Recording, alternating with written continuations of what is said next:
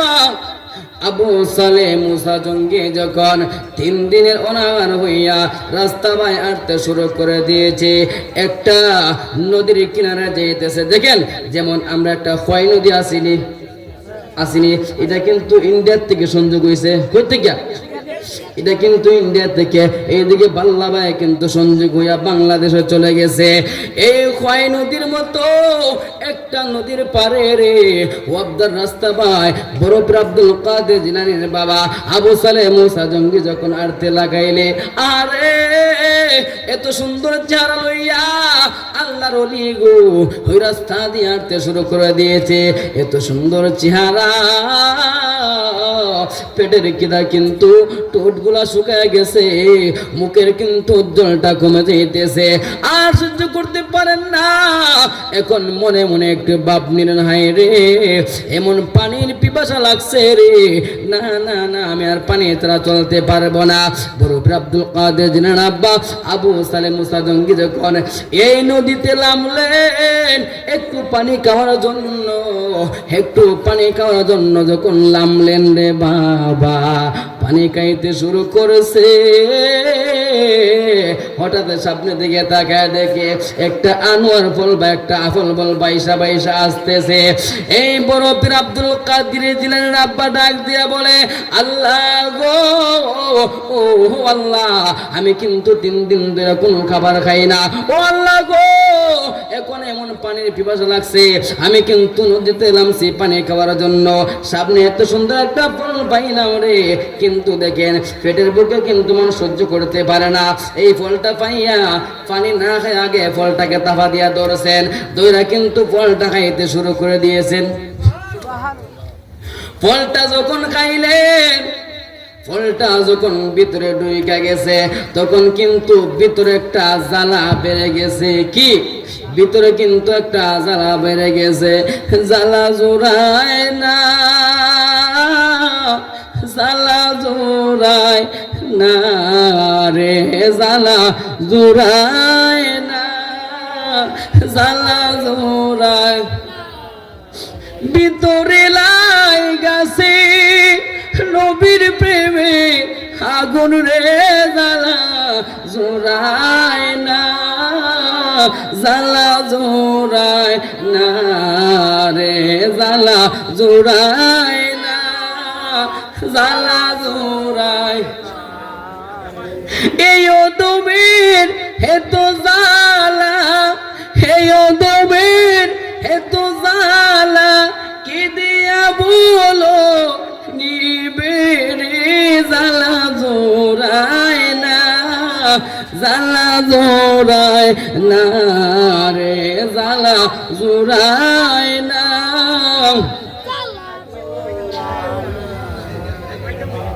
যখন এই ফলটা ভিতরে ঢুকাইছেন, ফলটা খায়া কিন্তু জ্বালা আরো বেড়ে গেছে। এমনি কিন্তু পেটের খিদা ছিল রে, এখন তো ফলটা খাইয়া কিন্তু জ্বালা আরো বাইরে গেছে। হায় হায় রে, আমি কার গাছের একটা ফল খাইলাম, আমি কার গাছের ফল খাইলাম, আমি আল্লাহর হায় কোটে কি আদালতে জবাব দিব, আমি কিন্তু এই ফলের পরিমাণ কিন্তু আমি ধরা পড়ে যাইব। আরে আমি তোমার পর্যন্ত মা পানছি না, আমি আবু সালে মুসা জঙ্গির অন্তর ভিতরটা তো তোমার পর্যন্ত শান্তি লাগবে না। সিল্লা কন্যা সুবহানাল্লাহ। দেখেন আল্লাহর ওলি কাকে বলে। ও আব্বা আপনাদেরকে উপলব্ধি করে আমি এই কথাটা বলে যাই, কিন্তু দেখবেন অনেকের কাছ থেকে অনেক কিছু আপনি চুরি করে আনেন, অনেক কিছু না হইয়া কিন্তু আনেন না রে বাবা, না এই কাজটা কোনোদিন করবা না। পরের জিনিসটা আপনার হাত দিয়া দইরা আনবেন না, তারা না বইলা না হইয়া, কিন্তু তাকে দেখেন এই ওয়াজ থেকে আজকে শিক্ষা যাইবেন। বড় পীর আব্দুল কাদের জিলানীর বাবা আবু সালে মুসা জঙ্গি যখন মনে মনে ভাবলেন, আইরে দেখা যায় উজান থেকে ফলটা বাইশা আইছে, সম্ভবত ফলের বাগানটা উজান থেকে আছে। সুবহানাল্লাহ কোন আটতে শুরু করে দিয়েছে, এমন ভাবে আসছে 3 দিন আটা চলাচল করছেন, 3 দিন হাইটা এই ফলের বাগানে গিয়া দেখেন এত সুন্দর একটা ফলের বাগান দেখা যায় গো। ডাক দিয়া বলে গো কজন রাখাল কিন্তু কজন কামলা এই ফলের বাগানে কাজ করতেছে। ডাক দিয়া বলে ফলের বাগানের মালিক কোথায়? বলে মালিক বাড়িতে। তুমি কিসের জন্য আসছো? বলে এই ফল বাগান থেকে একটা ফল পইরা এই নদী দিয়া বাইসা যাওয়া শুরু করেছে, আমি কিন্তু এই ফলটা বলবো শুধু কে ফেলছি, আমি আসছি ফলের মাপ নেওয়ার জন্য। যখন এই কথা বলছে একজন কামলা দৌড়াইয়া বাড়িতে গেছে রে। বাড়িতে যাওয়ার পরে ডাক দিয়া বলে ও মালিক সাহেব, ও মালিক সাহেব তাড়াতাড়ি ঘর থেকে বাড়ি আসেন। যখন মালিক সাহেবটা তাড়াতাড়ি ঘর থেকে বাড়ি আসছে, আসার পরে ডাক দিয়া বলে ও মালিক আপনার বাগানের একটা ফল একজন হুজুর মানুষে খায়া ফেলেছে। এই মানুষটা আসছে ফলের দাবি নেওয়ার জন্য। এমন সুন্দর চেহারার মানুষ গো, এমন সুন্দর চেহারার মানুষ আমি বুকদার জমিনার কোনোদিন দেখি নাই, এমন চেহারার মানুষ আমি কোনোদিন জিলান শহরে দেখি নাই। ও মালিক সাহেব, ও হুজুর তুমি তাড়াতাড়ি চলে আসো। যখন মালিক সাহেব গেছে, আবু সালেহ জঙ্গি মুসাফা আসসালামু আলাইকুম ওয়া রাহমাতুল্লাহ। মালিক সাহেব বলছে ওয়ালাইকুম আসসালাম ওয়া রাহমাতুল্লাহি ওয়া বারাকাতুহু। বাবারে তুমি কিসের জন্য আসছো? আবু সালেহ মুসা জঙ্গি কয় ও আমার ফলের বাগানের মালিক, আমি কিন্তু ভুলবশতে আপনার গাছের একটা ফল নদী দিয়ে বাইসে যাওয়া শুরু করেছে, আমি কিন্তু ভুলবশতে একটা আনোয়ার ফল বা আপেল বল খেয়ে ফেলছি, আমাকে আল্লাহর হস্তে মাফ করেন। তখন মালিক ডাক দিয়া বলেছে না তোমার মাফ নাই। আর ধরে কোন না, এটা তো প্রেমের খেলা, ধরে ঘর বলেছে তোমার মাফ নাই। বলে কি করতে হবে? বলে মাফ করবো, আমার বাগানে 3 বছর কাজ করবেন। কত বছর? 3 বছর কাজ করবেন। বলে হ ঠিক আছে, তারপরে কিন্তু আমি ফলের মাপ চাই। কি ফলের মাপ চাই? 3 বছর যখন অতিবাহিত হয়ে গেছে তখন বলছে হুজুর এখন কি মাফ করা যাবে না? বলে না না মাফ করা যাবে না, আরো 3 বছর থাকতে হবে। আরো 3 বছর কিন্তু থাকছেন, তাই কে বলছে হুজুর এখন আমাকে বিদায় দেন। বলে না না না আমি বিদায় দিব না, আমি বিদায় দিব না। এই মালিকের মনে মনে বড় প্রশ্ন, আরে জীবনে জিলান শহরে কত মানুষ দেখছি, এত সুন্দর চেহারাওয়ালা মানুষটা আমি কোনোদিন দেখি নাই, এমন আদো বলা মানুষ আমি কোনোদিন দেখি নাই রে। কত মানুষ আমার বাগান থেকে ফল চুরি করে খায়, এই মানুষটা নদীতে পড়েছে একটা ফল, এই ফলটা খাইয়া কিন্তু মানুষটা আসছে মাফ নেওয়ার জন্য। এই মানুষটা দুনিয়ার কোনো সাধারণ মানুষ না গো, এই মানুষটা দুনিয়ার কোন সাধারণ মানুষ না, এই মানুষটা হইতে পারে আল্লাহর ওলি। সেজন্য বলছে ও বাবারে তোমার কিন্তু আমি মাফ দিব না, আমার কিন্তু একটা শর্ত মানতে হবে। বলে কি? বলে কি? বলে হ আমার একটা শর্ত মানতে হবে। বলে শর্তটা কি? আমার একজন মেয়ে আছে, বিয়ে করতে হবে। বলছে আলহামদুলিল্লাহ। ভাই আলহামদুলিল্লাহ পরে গোস না, আগে তার বিবরণটা শোন। কি? আগে তার বিবরণটা শোনো। বলে তার বিবরণটা কি? আরে আমার যে মেয়ে আছে ওই মেয়েটা হলো আতরে, মেয়েটা আনতে পারে না। আবার এই মেয়েটা হলো কালো, এই মেয়েটা বেশি সুন্দর না। আবার এই মেয়েটা হলো অন্ধ, আবার এই মেয়েটা হলো বুবা, কথা বলতে পারে না। তারপরে কিন্তু আবু সালেহ মুসা জঙ্গি রে ফল নেওয়ার মাফে ডাক দিয়া বলেছে ও আলহামদুলিল্লাহ আমি কবুল করলাম। তারপরে কিন্তু আমি ফলের মাফ চাই।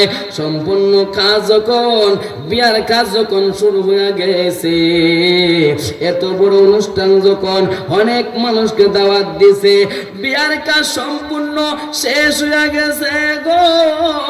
শেষ হয়ে যাওয়ার পরে উম্মুল খায়ের মা ফাতেমাকে বলছে, মা ফাতেমাকে বলছে ও আমার মেয়ে গো নাও না এক গিলাস শরবত নিয়ে যাও, এই করে তুমি আলাদা করে চলে যাও, এই বাসর করে তুমি চলে যাও, এক গিলাস শরবত কিন্তু আপনার স্বামীকে পান করাইবা। এইরকম করে এক গিলাস শরবত কিন্তু ঘরের ভিতরে লইয়া গেছে। আবার ডাক দিয়া বলে রে ও আবু সালেহ মুসা জঙ্গি বাবা রে তুমি এই ঘরে চলে যাও। যখন আবু সালেহ মুসা জঙ্গি সুন্দর পাও দিয়া আস্তে আস্তে আস্তে আস্তে আইটা যাওয়া শুরু করেছে, যখন দরজার পাশে গেছে রে, গিয়া দেখে এত সুন্দর মহিলা যেমন নূরের একটা চলক চোখের ভিতরে লেগে গেছে। চিল্লায় কন্যা সুবহানাল্লাহ। একটা নজর দেখেন আবু সালেহ মুসা জঙ্গি দেখছে গো, হঠাৎ করে দেখে রে এত সুন্দর চেহারার মানুষ ঘর দিয়ে কিন্তু দূর দিয়া বাইরে হয়ে গেছে। কি শ্বশুর কিন্তু দরার সামনে খাড়া, এই তুমি কই যাও? না রে বাবা, না না, তুমি কিন্তু যাইতে পারবা না। তখন আবু সালেহ মুসা জঙ্গি ডাক দিয়া বলে, আব্বা গো, ও আব্বা গো, কেন তুমি আমার সাথে মিথ্যা কথা বললা? কেন তুমি আমার সাথে প্রতারণা করলা? বলছি বাবা রে শুন, কেন আমি মিথ্যা কথা বলেছি তার কি একটা কারণ আছে না? তার কি একটা কারণ আছে? বলে কি কারণ? ও আব্বা, তুমি না বলছিলা আপনার মেয়েটা বড় বেরছি, আপনার মেয়েটা কিন্তু কালো, আপনার মেয়েটা কোনোদিন চোখ দিয়ে দেখে না, অন্ধ মানুষ, আপনার মেয়েটা কোনোদিন কথা বলতে পারে না, বুবা মানুষ। তখন আবু সালেহ মুসা জঙ্গির শ্বশুর ডাক দিয়া বলে, আমি কেন বলছি জানোনি? আমি কেন বলছি তুমি জানোনি? বলে না, আমি জানি না।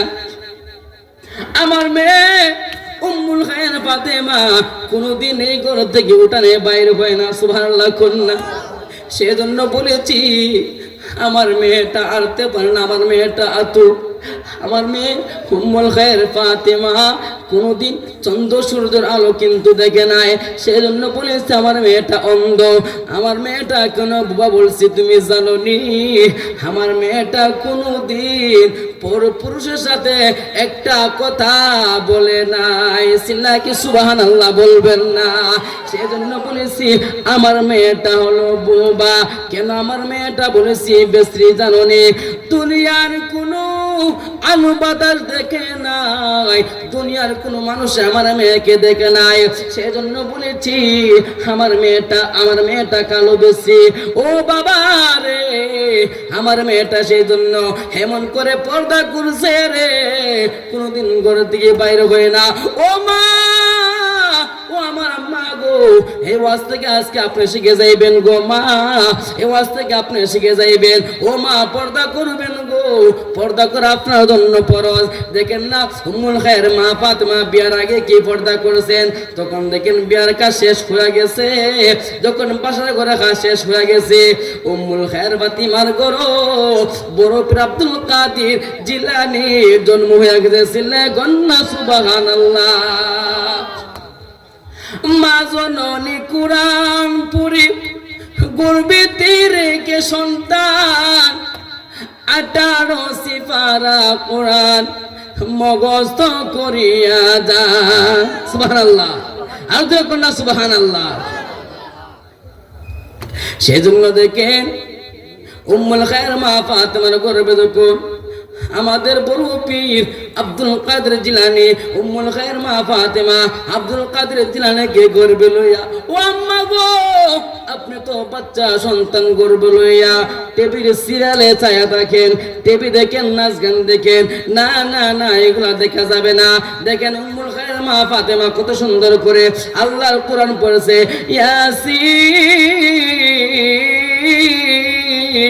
ওয়াল কুরআনিল হাকীম ইন্নাকা লামিনাল মুরসালিন আলা সিরাতিন মুস্তাকিম তানজিলাল আজিজির রহিম লিতুনজিরা কওমান মা উনজিরা আবাহুম ফাহুম গাফিলুন। সিল্লাকে সুবহানাল্লাহ বলবেন না? আবার পড়ছে ইয়া আইয়ুহাল মুযাম্মিল কুমিল লাইলা ইল্লা ক্বালিলা নিসফাহু আও ইনকুস মিনহু ক্বালিলা আও জিদ আলাইহি ওয়া রাত্তিলিল কুরআনা তারতিলা। সিল্লাকে সুবহানাল্লাহ। এইরকম করে যখন সূরা ফাতিহা থেকে পড়তে শুরু করছেন, একটা না 18 পারা কোরআন পড়ছে রে মা ফাতেমা, কিন্তু 18 পারা কোরআন শরীফ পড়ছে। বড় আব্দুল কাদের জিলানী মার পেটের ভিতরে তাইকা 18 পারা সিপারা কোরআন শরীফ মুখস্থ করিয়া বাইরে হয়েছে। সিল্লায়ে কন্না সুবহানাল্লাহ। যখন 5 বছর হয়েছে, কত বছর? 5 বছর যখন হয়েছে, আবু সালেহ জঙ্গি মুসা ডাক দিয়া বলে, রে আমার সন্তানটা বক্তব্য দিয়ে দিব কোথায়? আমার সন্তানটাকে বক্তব্য দিয়ে দিব। মা সুন্দর করে সাথে গুজায় দিয়ে দিয়েছে, পাঞ্জাবি পরে দিছে। বাবা কিন্তু হাত দিয়া ধরে ধরে ধরে ধরে মসজিদে নিয়ে গেছে বক্তব্য হুজুরের কাছে। হুজুর যখন আব্দুল কাদেরকে বলছে, আব্দুল কাদের রে, ও আব্দুল কাদের রে, তুমি পড়ো বিসমিল্লাহির রহমানির রহিম। এই কথা বলতে দেরি হয়েছে। হুজুর বলে আলহামদুলিল্লাহ রাব্বিল আলামিন। আব্দুল কাদের বলে রহমানির রহিম। হুজুর বলে মালিক ইয়াউমিদ্দিন।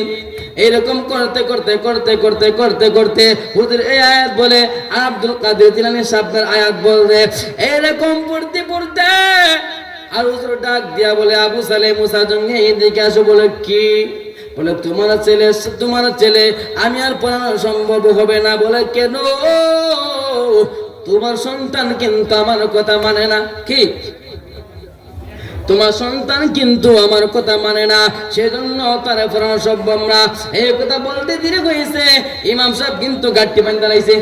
কি করছে? ইমাম সাহেব গাট্টি বান্ধা জায়গা। তখন বড় পীরের আব্বা আবু সালেহ মুসা জঙ্গি ডাক দিয়ে বলে, আব্বা রে, তুমি কেন শয়তানি করেছো? তুমি কি করেছো? বড় আব্দুল কাদের দিন ডাক দিয়া বলে, আব্বা গো,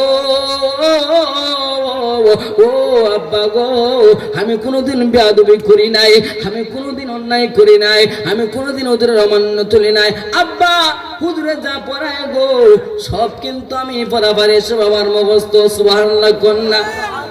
হুজুর যখন গাট্টি লইয়া বাইরে যাওয়া শুরু করছে, মুসল্লি জিজ্ঞাসা করে, হুজুর আপনি কেন চলে যান?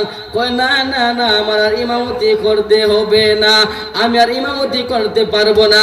এই দেখা যায় এই গ্রামের ভিতরে 5 বছরের শিশু কিন্তু কোরআনের হাফেজ হয়ে গেছে। সিল্লে কন্যা সুবহানাল্লাহ, হাজরে কন্যা সুবহানাল্লাহ, হাজরে বলেন না ইয়া ওয়ালি আল্লাহ। দেখেন ইন্দিমিং টাইমে যখন বড় হইতে শুরু করেছেন, দেখুন 9 বছর ছিল। কত বছর? কথা কিন্তু গভীর মনোযোগ দিয়ে শুনবেন। যখন 9 বছর ছিল